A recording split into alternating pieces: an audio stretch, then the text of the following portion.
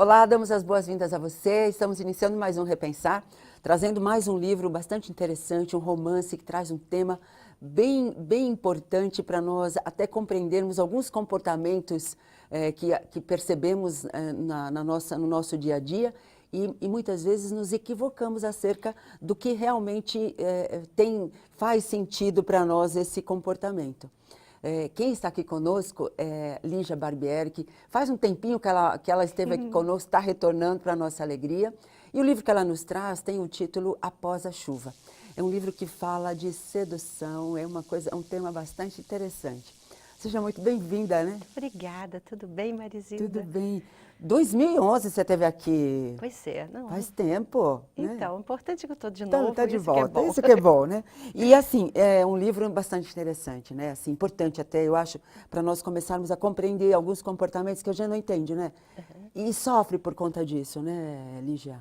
É verdade, a grande importância desse tema é o sofrimento que ele provoca. Sim. Né? Porque a gente tende a pensar sempre de sedução como uma coisa natural, bonitinha, que faz parte, e não imagina que existe uma doença por trás disso e todas as consequências que advêm desse comportamento, né?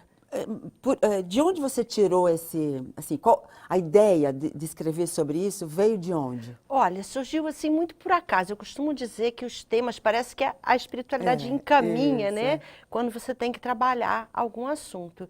Então eu tinha me separado recentemente e voltei a conviver com colegas que foram amigas de escola e tudo que eu não via há muito tempo.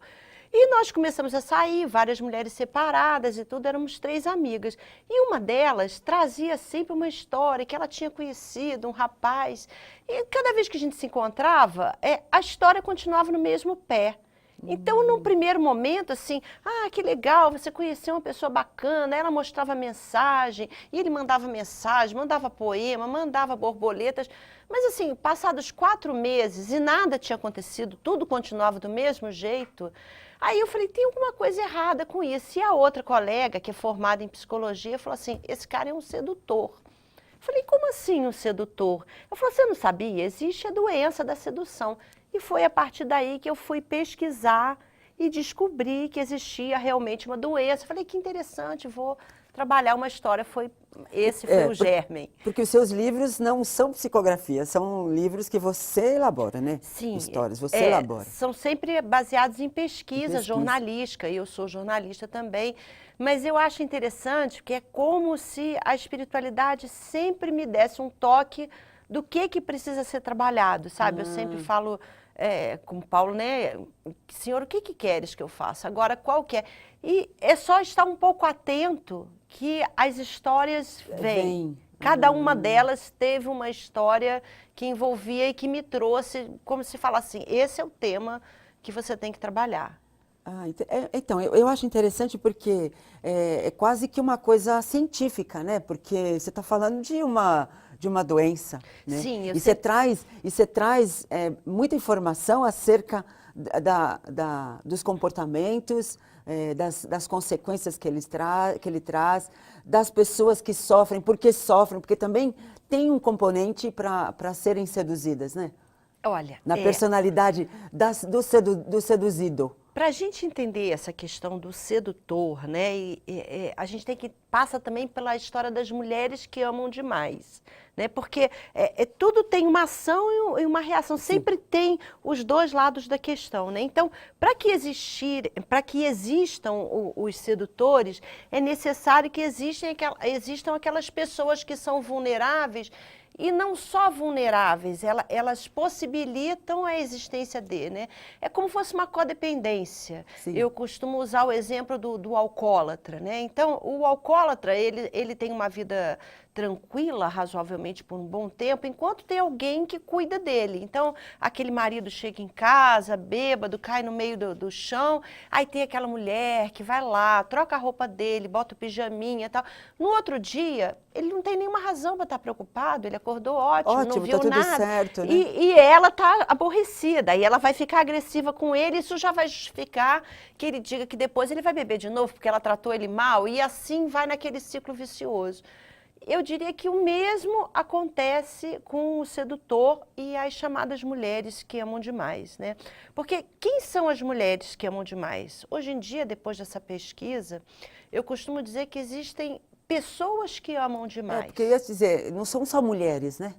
Não são só mulheres que amam demais e não são só homens que são sedutores. Tem um parêntese nessa questão. Todo mundo fala isso. Ah, mas não existem mulheres sedutoras, não existem homens que amam demais. Existe, Marisida, mas existe uma questão cultural muito antiga. Você tá vê muito quando, forte em quando nós, teve né? a mulher adúltera lá no tempo de Jesus, foi a mulher adúltera e não o homem. Certo. Nunca se falou nesse homem que era o marido, né? Então, já é um padrão de comportamento da nossa sociedade de muito tempo. E para a gente ter uma noção disso, né, como isso é forte, você imagina um pai com 2 filhos adolescentes, né? Então, chega aquele filho no dia seguinte, no café da manhã, e fala, pai, ontem na festa foi ótimo, peguei 5 meninas, porque eles falam assim, né? Isso, Peguei, né? isso. Peguei. Eu acho uma coisa assim tão... É meio vulgar até, né? Não, é pré-histórico, Isso. né? Peguei pelo cabelo e carreguei, né? Peguei 5. Aí aquele pai, eu digo assim, até o pai espírita, já mais consciente, né? Ele pode até dizer, meu filho, não é assim. Mas quando ele entra no banheiro e está sozinho, ele pensa, que orgulho, né? Meu filho Ele é um conquistador, bom, esse né? filho é bom, né? Agora, se for a mesma cena, no café da manhã, a filha chegar pro pai e falar, papai, ontem eu fui numa festa, fiquei com 5 rapazes, não fala nem peguei, ela fala, fiquei com 5 rapazes. A reação não vai ser mais a mesma. Não. Né? Então, a nossa sociedade é embasada, e é um momento da gente começar a questionar isso mudar, também, né? né? Então, ela é embasada nesse padrão. Então, existem mulheres sedutoras, sim, existem homens que amam demais, mas esse padrão vem de tanto tempo que, naturalmente, é quase desejável na sociedade que o homem se comporte dessa maneira e que a mulher aceite, né? Certo. Há quantos anos, né?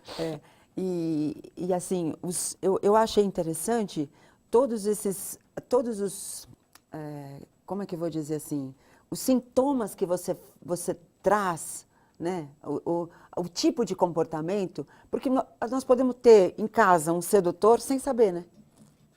Sem saber se você não quiser saber, né? Porque, na verdade... Isso aí é uma boa, né? Porque a gente vai observando, depois, quando você olhou os sintomas, no fundo a gente sabe e finge que tantas mulheres que são casadas com sedutores e fingem que não sabem, não é? Porque Você não conhece nenhuma? tem uma personagem aqui do livro que é bárbaro, né? Ela vai comemorar 40 anos de casada, é isso? De casada e sempre traída. Sempre traída. Infelizmente, existem muitas mulheres nessa situação, né? Que fazem de conta que não está acontecendo nada. Mas nós vamos falar isso no próximo bloco, tá bom? Nós vamos a um breve intervalo e voltamos já falando um pouco mais dessa sedução, das mulheres que amam demais.